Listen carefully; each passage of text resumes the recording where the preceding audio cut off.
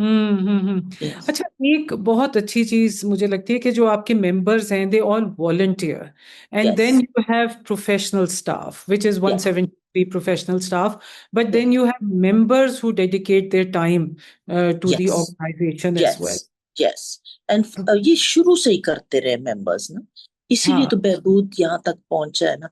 Because जैसे आप कह रही थी, I don't know if you have that ने, सस्टेनेबिलिटी। सी, सस्टेनेबिलिटी उसी वक्त आती है जब आप प्लान करें और बिल्ड करें कि डिफरेंट रेवेन्यूज की डिफरेंट स्ट्रीम्स से आपने पे जाना है to generate income. So like हम लोगों ने कैफेज खोलना शुरू कर दिए, and that was a big challenge कि जो कैफेज से हमें पैसा आता था वो हेल्थ एंड एजुकेशन में चला जाता था।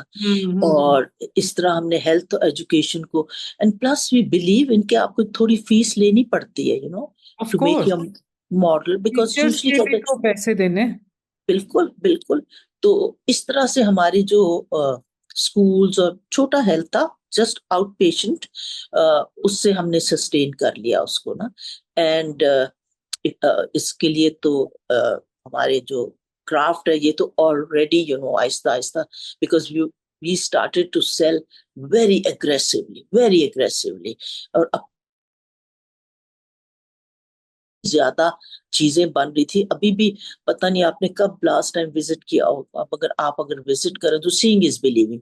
मैं आपको जितना मर्जी बताऊंगी, पर जब आप देखेंगे ना तो आप बिल्कुल हैरान रह जाएंगे कि कितनी औरतें काम कर रही हैं, कितनी खुश है। ये बहुत लोग नोटिस करते हैं कि सब इतनी खुश हैं, एक दूसरे की दोस्त है, ऊपर नीचे भी हो जाता है, they are human beings, but basically they work in unity. And जो हम which I am very proud of, that we have Christians, we have Hindus,